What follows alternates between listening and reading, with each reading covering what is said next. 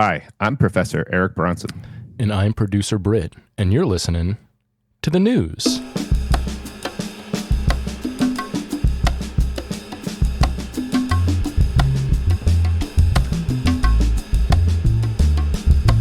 It's the news, put on your new shoes, 'cause it's time to get up off your chair and hear the news without a care. Said it's the news, wash away your blues, 'cause it's the prison news.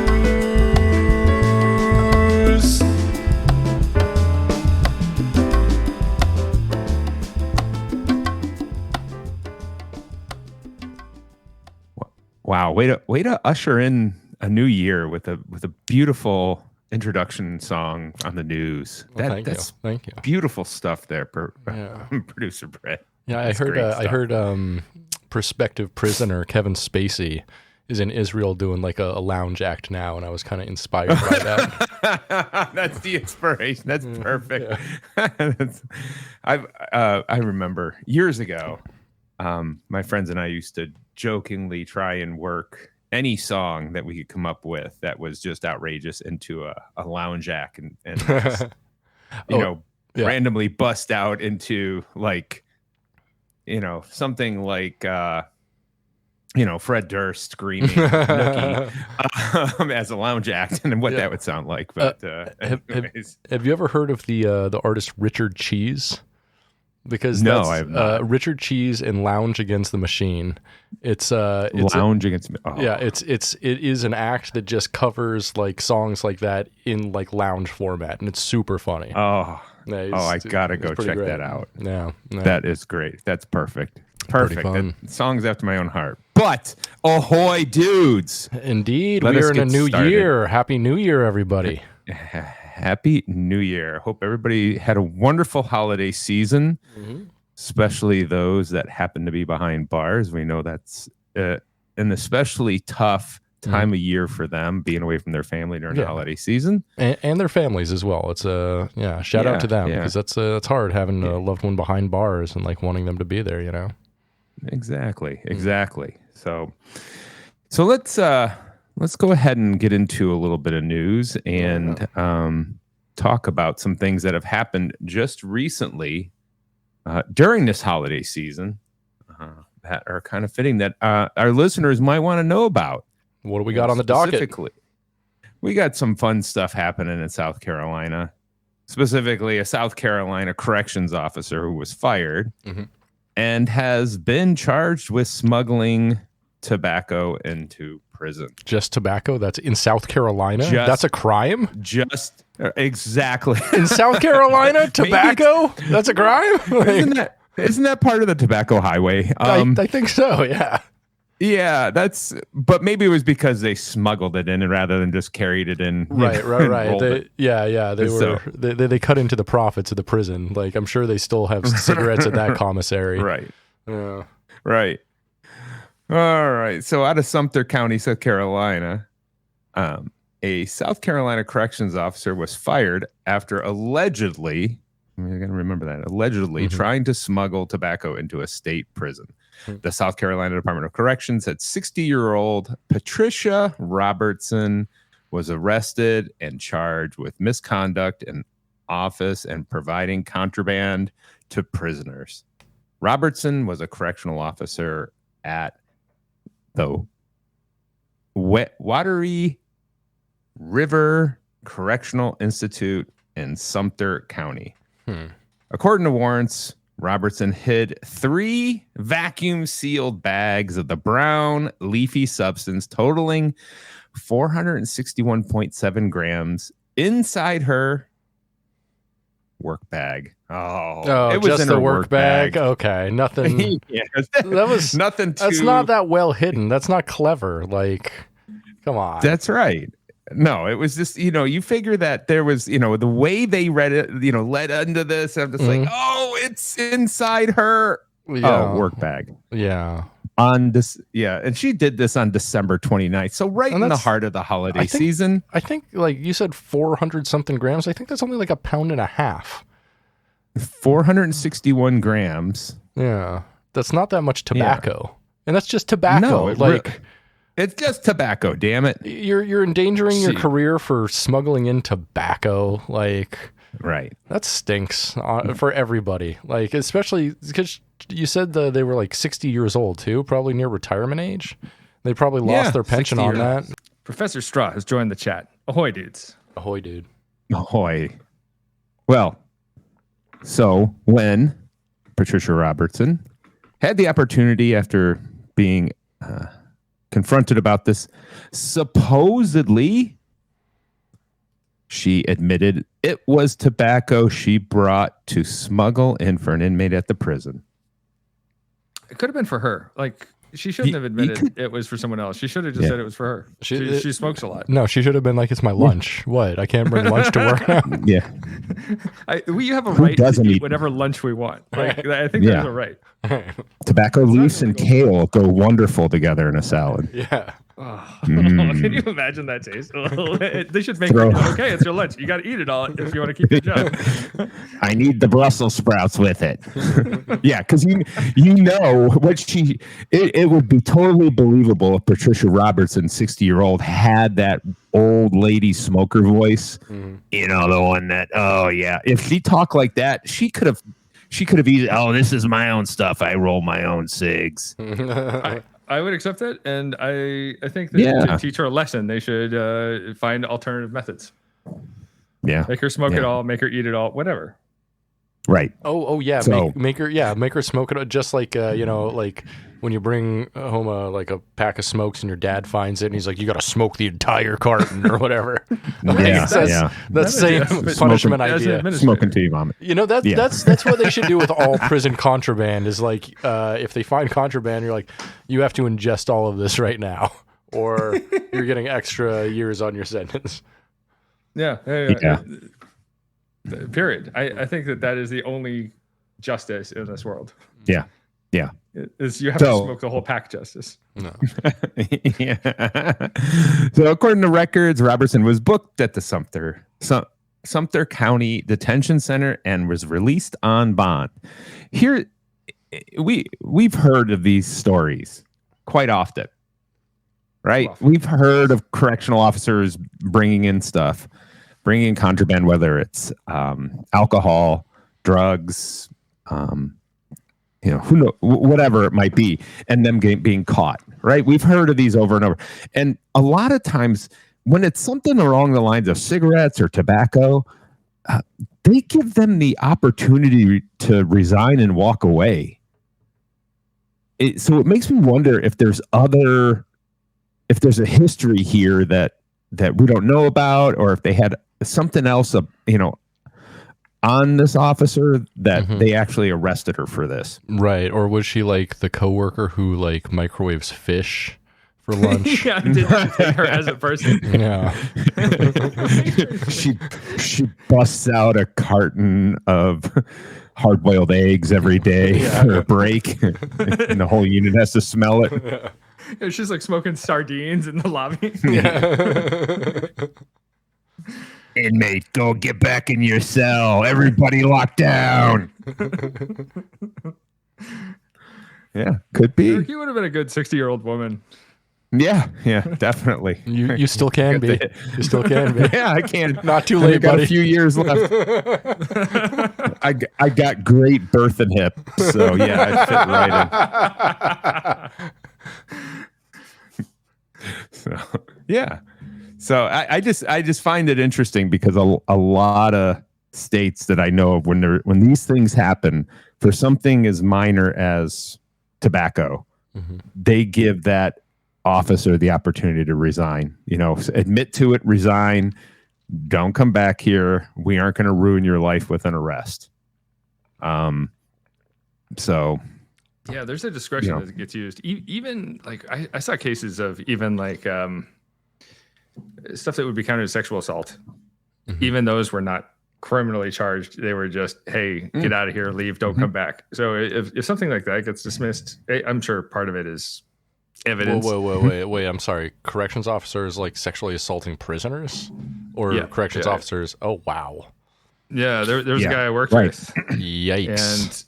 And He allegedly had Yikes. sexually assaulted an inmate in a closet, and he was fired. And they talked about pressing criminal charges, and ultimately did not. Oh my God. So if something like that does not get criminal charges and it doesn't get pursued at any behest, but it's enough to fire him.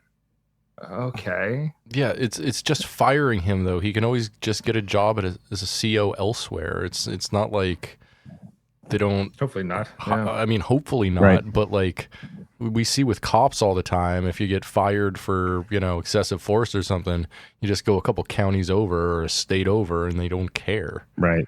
You know? Right. I imagine it's probably around the same system, especially with the shortage they have on corrections officers nationwide. I imagine that if you have any experience, you can probably get rehired just about anywhere. Well, what's interesting is, I know of cases where correctional staff members have brought in cigarettes, alcohol, have even had sex with inmates, and they've been given that opportunity to resign. Yeah. And walk away from the situation. One of them specifically that I know, the officer brought in, the deputy jailer down in Texas, brought in cigarettes, alcohol, had relationships with different inmates, and they were going to let her go and just walk away until they found out she brought in a cell phone. And once they figured out, that was cell phone. That was the straw that broke the camel's back. Was the cell phone? That presents the threat to the staff members and their families on the outside. Sure, that makes sense. So everything else is just contraband that gets passed around. But the district attorney said the reason why we're going forward with this is because she brought in a cell phone and for the inmates to use, and that presents a threat to everyone on the outside. So then they arrested her. So at the end of the day, what we're talking about is justice can be arbitrary. I think it always has been. Yeah, it can't, like, it does. It's not always arbitrary, but it can be, and often is. Yeah. Yes. So that's the news out of South Carolina for 60-year-old Patricia Robertson. Yeah, that's wild. Well, good luck, Patricia, in your future ventures. Hopefully, Peppermint Patty. Yeah. I hope that Patty might end up getting hired on by some private prison corporation that we know of, that we won't name right now. Yeah, she's probably going to end up making a lot more money out of this. I don't know. Yeah. In this day and age, like, no one can be truly canceled. Like, you can just like grift to a different side. Usually, the right wing. If you do something miserable, you just grift up. Yeah. I don't know. There's always a way to make yourself look like a martyr. Right. Yo, look at the director of the FBI. He's there through all this. No. The exact mechanisms we're discussing. Mm-hmm. So I think now that we're done with that news from South Carolina, I think it might be a great idea to give a shout out to our lovely sponsor, the Roger Williams University School of Justice Studies. Do you guys ever use the acronym for that? The SJS? Yeah, school RWU SJS? Yeah, okay. RWU SJS, yeah. You ever use that? We're on Instagram. Oh, I mean, that you could get that as knuckle tats, just if you cut off your pinkies. Are you suggesting we get knuckle tattoos but cut off our pinkies? Yeah. Why not just not have it on our pinkies? Well, no, on the pinkies you get the hawk head on the pinky. Ooh, there you go. Yeah, and then the little crest, or like a heart. Yeah. No, okay. Or like a gavel. A gavel would be good, right? Because it's justice studies. Or a scale on one side and a gavel on the other. Oh, that's it, right? Yeah. Yes. All right. Yeah. Okay. All right. Yeah, thank you, Roger Williams University School of Justice Studies, for being our beloved and loyal sponsor. Absolutely. Yeah. Now, I have a little something to talk about. Well, nice. Some international news, even. Oh. Ooh. So it might be known to you too. A couple of weeks ago, there was some buzz about the new director of CBS News, Barry Weiss, had canceled a report that 60 Minutes was set to run. And the report is on Venezuelans who were incarcerated at CECOT, the counterterrorism prison in El Salvador that holds up to 40,000 people. Last year, 252 Venezuelans from the United States were taken from the United States and incarcerated there at CECOT. And there was a report on it that CBS News was set to run. Barry Weiss buried Weiss the story, and it's a pretty damning story. So it leaked online. Did either of you watch this? Yeah. Well, it aired it in Canada, It right? did. It also aired in Canada. Yeah. Right. So it was seen as this Barry Weiss kowtowing to the Trump administration and just bowing down to whatever they want. And so you can't find it anywhere online now. The only places you can find it are like shaky cam recording of a recording of it online. But I wanted to talk a little bit about this. So 252 Venezuelans, they were sent to El Salvador. Their plane landed. One guy was interviewed and he's like, listen, man, I was just trying to get asylum in the United States. He hadn't committed any kind of criminal act. He's like a college student and trying to get by. And he's considered a criminal because he's in the United States without documentation. And so they send him to El Salvador. He gets off the plane. He's like, wait, what? Where are we? And a prison administrator comes out and he's like, you're never going to see the light of day again. And essentially these guys that they interview, they discuss being beaten over and over, being held in very uncomfortable positions. Stuff that we had talked about, like they use the drinking water, bath water, and toilet water are all the same water source. It's all gray water. Yeah, and they're making them drink gray somebody water. Report that it's all recycled.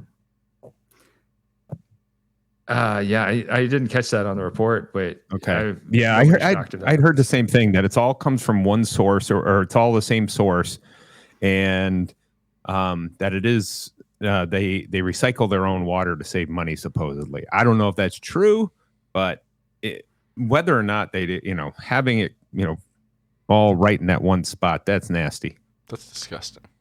So it's interesting how buried it is here in the States. And the report goes on to talk about this place they call the Island, which is their solitary confinement, where they said there's no place in this tiny cell to lie down, to rest, to sleep. And it's so dark, you can't even see your hand in front of your face.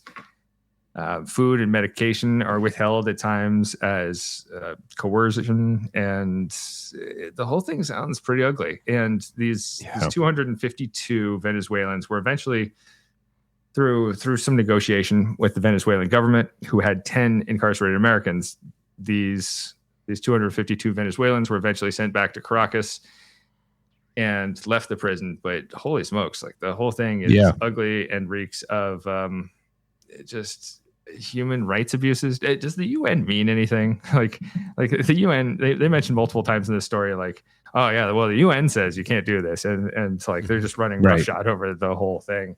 The UN, in terms of, it's like the closest we have to a world government, but nothing is legally binding, it seems. Well, the UN won't have any teeth when it comes to the United States. No, it never has, especially with a veto power given to both us and Israel on the Security Council. Right. Because we and Israel always block the exact same interests, which are human rights interests, pretty categorically. So never gonna happen. I'm sure, you've seen the video footage of these individuals being taken off the plane where they have them, bent over, right? Hinged at the waist, right? And they got their arms at their knees, cranked up. They have their arms cuffed and cranked up behind them so that they can't raise back up. And they walk them in. Now, I've seen that used all over the place, but that's how they move everyone through there. And then there seems to be, and this goes back to prior to these individuals that we've deported from the United States. I've seen a lot of footage of those inmates in those cages. They're forced to be on their knees at all times. where for hours on end they're on their knees and they can't get up and move anywhere. They're just stuck there in that cell, and as a giant old man with a lot of old injuries. There's no way my knees would be able to take that forget hours. I couldn't take it 2 minutes, and I'd be stop. I don't know how these folks are doing it. It must simply be pure hell for those people that are in there, just physically, mentally. The food supposedly that they're being given is awful. I don't know. It's awful. Awful what's going on down there, the conditions, and to think that that El Salvador could put 40,000 people in that facility is just overwhelming. No, they haven't hit the numbers yet, but no, they're not. They're not even close to it, are they? They're going to try.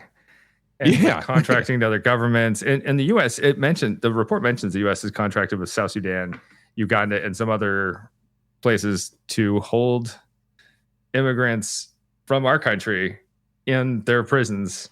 Yeah. Who have not been convicted of a crime. Right.